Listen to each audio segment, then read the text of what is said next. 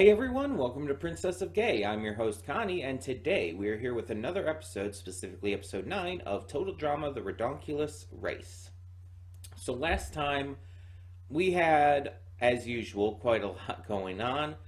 The Surfer Bros won.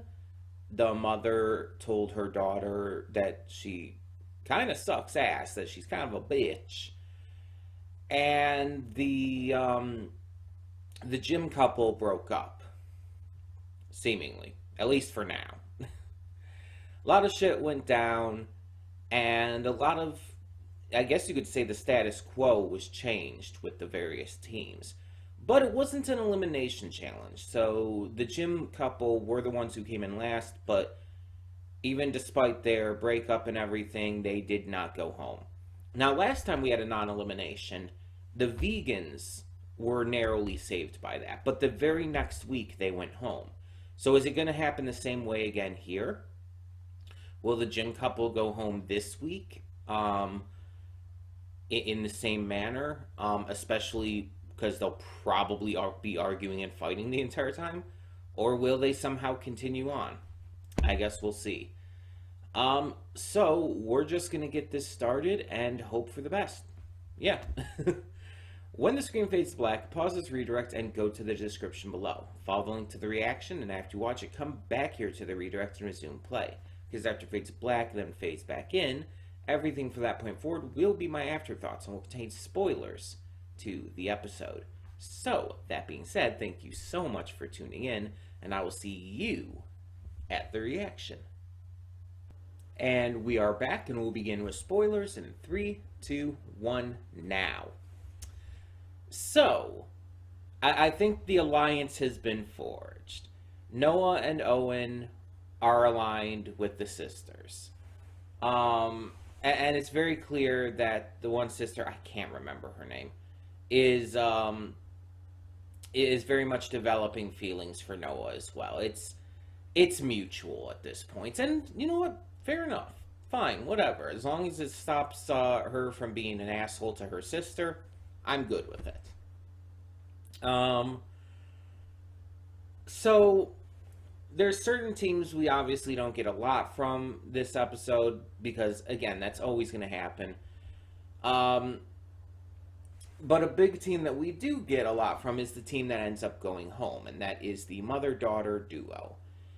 And it's oh my god, it's so bad. I'm glad that they're going home because I would not have been able to put up with it if they stayed after this. It's like the mother had my respect last episode after finally telling her daughter off. But she folded like a fucking lawn chair in this episode. Like, by God. Not only just so defensive of her daughter's actions against Dwayne, but like her daughter refuses to apologize for her actions and her words and everything, and just says like, let's just go shopping, and that somehow solves the problem, and the mother's okay with her again, and they've made up. The only kind of like little bit of hint that she's going to continue to do anything, to get back at her daughter is the entire thing of canceling her allowance at the end, but that's nothing, let's be honest. Because they're still going to go shopping. She's still going to get shit. She's not being told off. She's not facing repercussions for her actions and words, and it's like, oh my god. You folded like a fucking lawn chair and completely refused to properly parent your child when given the chance. You had the opportunity and you blew it. And it's like, yeah, just bye, bitch. Just leave. I'm done with you. It's like that Toy Story meme of like Andy like tossing Woody on the floor while looking at Buzz or whatnot. It's like I've got new characters to focus on, or other characters in this case. Let's just throw you away and forget about you at this point. So, yeah. We also focus on the dancers who did manage to stay in despite the bad luck coming into play. Um, and so did the gym couple, despite barely surviving last time. They managed to stay in this time. It's surprising, but they did. So they definitely didn't follow in the vegans' footsteps and get eliminated the week after ending up being safe, due to non-elimination. So yeah, there is that at least. Am I forgetting any teams? Oh yeah, there's also the best friends. Um, the friend zoning is getting much more apparent, and you can tell she's clearly getting more annoyed by it, especially when he keeps comparing her to Shelly, like during the tennis stuff. Um, he's just like I don't think he means anything bad by it or anything, obviously, but it's definitely not okay to just keep doing that. And mind you, he doesn't understand that his best friend has massive feelings for him, but it's still not okay to just constantly compare someone to someone else. That's kind of rude. Um, Dwayne Jr. have a little bit to do in this episode. So do the neurotic, constantly afraid of everything brothers. Like they have a little bit to do during the episode, but nothing major. Like they don't really stand out. There's a lot of teams that are just kind of in the background in this one, like the Rockers and the Goths. Um, all in all, it was interesting too. It was interesting. The challenges were pretty cool. There wasn't a lot of challenges this time. It was like I think it was only the tennis, the either or, the tennis and the squeegeeing, because the rest of the time we just kind of focused on like character stuff, them taking the airplane and having a lot of character developments and new relationships or alliances forming, stuff like that. Um, there was really only the one challenge in this episode. Um, and the fact that they made a freaking Doctor Who reference with the Dalek shaped tennis ball launcher. It's like you didn't need to do that. Like there's no other connection to this. Like they're in Dubai. It's not like it's the UK. There's nothing else in this episode that has anything to do with Doctor Who. They just wanted to make a Dalek reference because why the fuck not? I mean, it's fun. It's whimsical, I guess, but it's like just so random. It'd be like if they had statues in the background in an episode and one of them was a weeping angel. It'd be like just entirely random. It's like I can dig it. I can dig that kind of thing, but still. We also saw some like images of Chris at the shopping mall, and it's like, oh, that's interesting. Directly referencing Chris a little more here. Um, I wonder if that's going to mean anything. Will Chris return in this? I don't know. I know that Chris is going to be back in the new series, the new Total Drama Island. Which, from what I do know of it, I think it is just a continuation of the overall series, the overall franchise, so that it will be, like, chronologically, the newest series. So the question will still remain, how the fuck did he get out of prison and shit? Did he break out? Is he going to constantly be on the run during the entire season? There's a lot of questions. Maybe he somehow got his way paid out. I could see him doing that. Um, but yeah, either way, the mother-daughter duo got sent home because they were too busy shopping when they should have been getting in line or getting to the finish zone. And our winners were the sisters because Noah let them go first, like a gentleman. And it's like that's actually really cute. That's actually really cute and nice. And it's like I can dig that.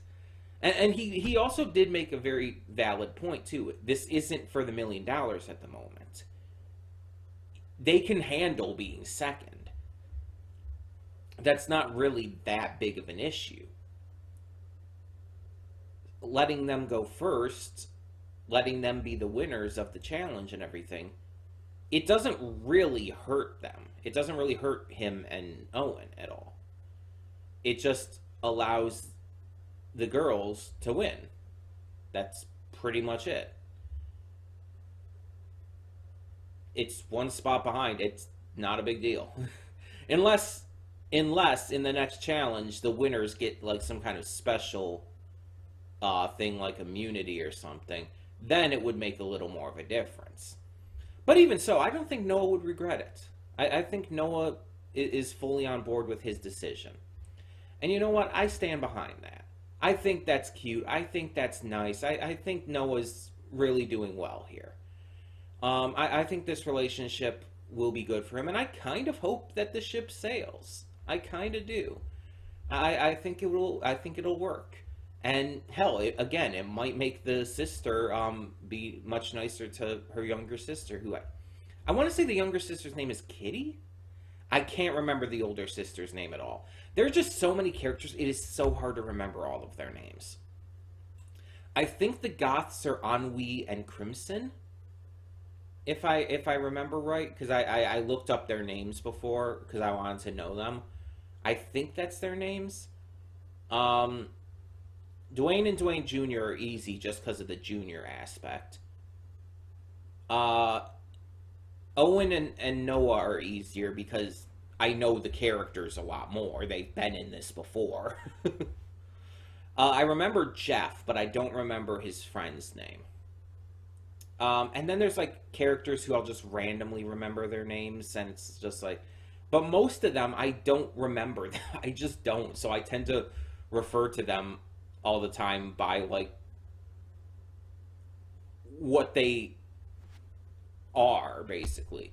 Like saying the gym couple, I refer to them as that because it's like they were the gym couple, even if they're broken up now. And it's like I'll refer to them with that and use identifying factors past that, but I don't remember their names for the life of me. I don't remember the names of the brothers or the stepbrothers or the mother and her daughter. I don't remember their names. There's just too many characters for me to fully get all of their names down. But one thing I've been wondering, and obviously don't tell me, but one thing I'm kind of wondering is if we'll have a wild card team in the future. What I mean is, this happens in a lot of reality TV shows and competition shows and stuff. Will we have one of the eliminated teams have a wild card spot to come back at some point? Because that would be very interesting if that happens. Usually in shows that do that, it happens near the end. For example, America's Got Talent.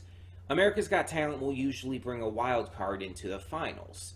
A team or performance, an act, let's use that word, an act that was previously eliminated will be given one more chance. And they'll come in the finals and see how it goes.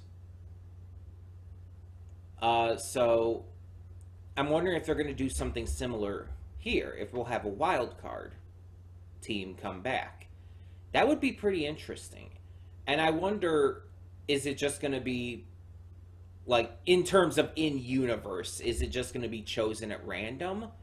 Or is there going to be, like, some kind of, like, thing behind it? Will the other teams that are still in get to vote? There's a lot of different ways to implement that. Usually in a lot of these shows, it's voted on by the audience, but that's not really something that Total Drama does, because it's like they acknowledge there is an audience watching, but they don't really involve them in any way. So it's like I don't think that would come into play. But we'll see. I mean, honestly, who knows? Either way, this was another good episode. I enjoyed it. I enjoyed a lot of the fun and humor. So let me know in the comments below, what did you think of this episode? Tell me down below. And for now, I'm Connie, and I'm signing off. See y'all next time.